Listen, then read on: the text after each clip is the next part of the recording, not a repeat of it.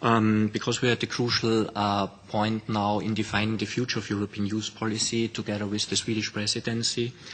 Hopefully with the Parliament as well. With the Parliament as well, of course. And we, just to highlight the major challenges we see for young people in the years to come. One is demographics. As you know, against the background of an aging society, the percentage of young people in society will be less and less, and they will have to shout louder in the future to make their voice heard. Diversity and migrations.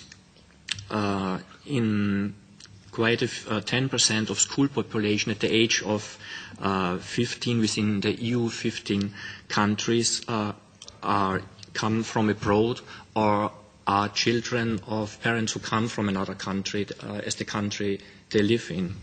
In Ireland, Italy and Spain, pupils born in another country, the number of pupils born in another country has tripled or was multiplied by 4 within only 9 years, which means, personally, I see a huge chance in this diversification in the schools, but it also leads to the application to well integrate those young people in our schools.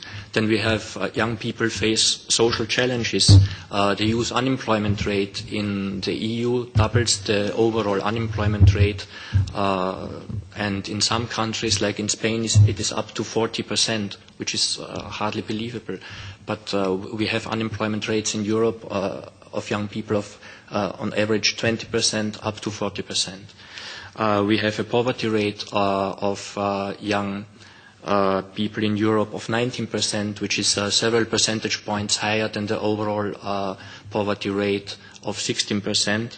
And we have 1 of 7 young people is an early school leaver, which means that people leave school with only very basic qualifications.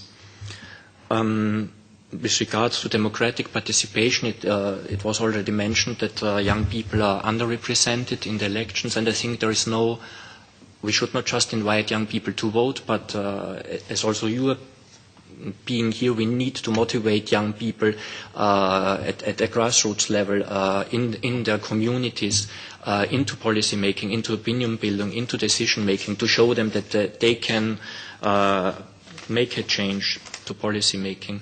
And just to give an example, at European level, last year we involved around 40,000 people via the Youth in Action program into opinion building and into policy making. As Geza said, I'll try and give you a brief overview of ICLS and its practical application in a multicultural, multiracial city like Bradford. Bradford has over 65 languages spoken within the district. We have a very young population, so many of the factors that you mentioned, these are challenges that we face as a district. And in 2002, we had public riots, disturbances, which put Bradford and the UK in the international media. And at that point, soon after that, we ran our very first ICLS seminar with 18 individuals. And the beauty of ICLS and the experience that we've had is that we've actually taken young people who would never, ever come into contact with each other to learn about dialogue, to learn about the other perspective, to learn about the other and overcome some of the fear that we have about the other, and to challenge each other, but also channel the frustration, the ideas, the creativity into a positive action at a very local level. And what we've seen over the last 7 years, we have over 120 individuals who've gone through the programme of ICLS in Bradford, and as a district, as a council, we can see the benefits of equipping young people with the skills of facilitation, the skills of dialogue, the skills of understanding how to use the levers in the district, the political levers, as well as understanding local community dialogue and challenges, and the what should I say, the frustrations that certain communities face because of discrimination, because of lack of awareness within those communities, to be able to facilitate positive action. So we have young men and women who are working now in many of our public sector organisations, police, within the council, in the teaching profession, in social care, and grassroots community activists who have a cause and who are challenging public sector organisations to think differently, to behave differently, and to respond differently.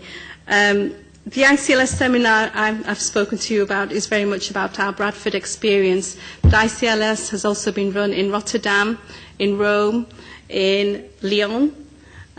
We've gone further afield to Indonesia and to Pakistan. So places where there has been conflict, and conflict presents itself in very different ways. Some of it's ethnic conflict, some of it's religious conflict, some of it's about conflict about resources and how we learn to live well together. So as you've described, the challenges we face in Europe are multifaceted.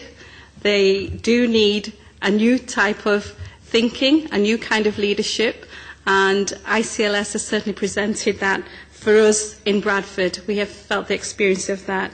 We feel that it harnesses the talent and creativity of young people.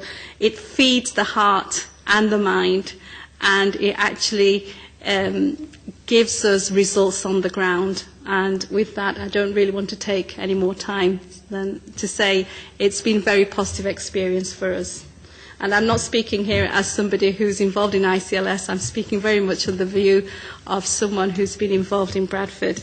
That's on a very local level. On a wider impact and in relevance for today's world, certainly in 2008, ICLS played a key role in the European Parliament's Citizens' Agora on climate change. It presented concepts which were adopted by 500 European civil society representatives in the conclusion on governance. The Inter-Civil Society is a new think tank in London which is coming up with ideas and planning to develop itself into an international arm, beyond Europe arm of the ICLS in certain activities. The contest that we are gathered here around today or tonight, it was about finding those unique individuals who stand out from the crowd, who have great ideas and who are able to inspire and engage other people.